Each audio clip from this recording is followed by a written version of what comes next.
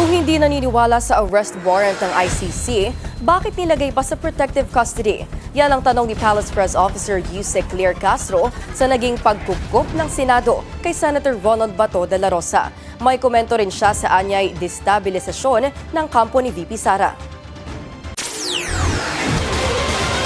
Malaki raw ang nakataya sa destabilization na umano'y inilalako ng Duterte Bloc ayon kay Palace Press Officer Claire Castro. Sa personal vlog ni Castro, sinabi nito na kung magkataong makuha sa Pangulo ang kapangyarihan at mailipat sa Vice-Presidente, magsisilabasan daw ang mga nagtatago sa batas, gaya ni Senator Ronald Bato de la Rosa na ngayon tinutugis ng mga otoridad on an ICC arrest warrant. Dahil ang paniniwala raw ni Vice President Sara Duterte ay kinidnap ang kanyang ama nang arestuhin ito noong nakaraang taon, ibig sabihin, hindi raw ito naniniwala sa hustisyang bitbit ng International Criminal Court. That's the reason why, isa ito sa reason kung ba't nagmamadali sila ng destabilization. Para yung kanilang mga kinasasangkutang kaso, parang wala nang nangyari.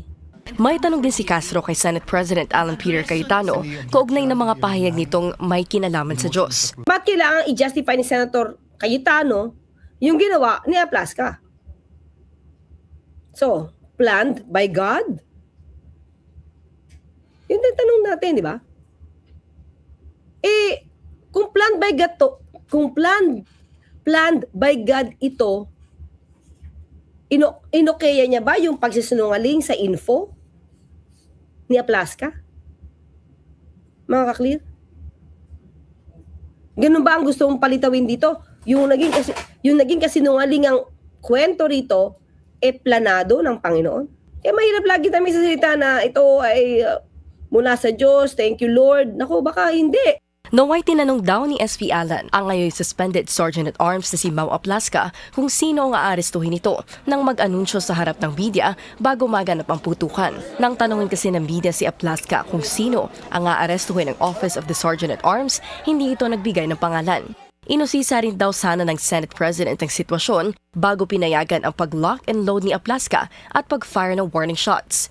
Samantala, iginiit muli ni Castro na inirespeto ng National Bureau of Investigation ng Senado nang kilalanin nito ang protective custody order para kay De La Rosa. Pero kung hindi pala naniniwala ang Senado sa arrest warrant ng ICC, bakit inilagay pa raw ito sa kanilang kustodiya? Ay, ang tanong, kung malaya, bakit binigay nyo ng protective custody? Bakit kinanlong nyo? Bakit dyan nyo pinatulog? Diba?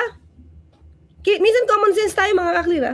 Matatanda ang May 18, 5 araw matapos ang putukan. Itinanggi ng Malacanang na may failure sa parte ng NBI dahil sa pagtalima nito sa kustodiya ng Senado.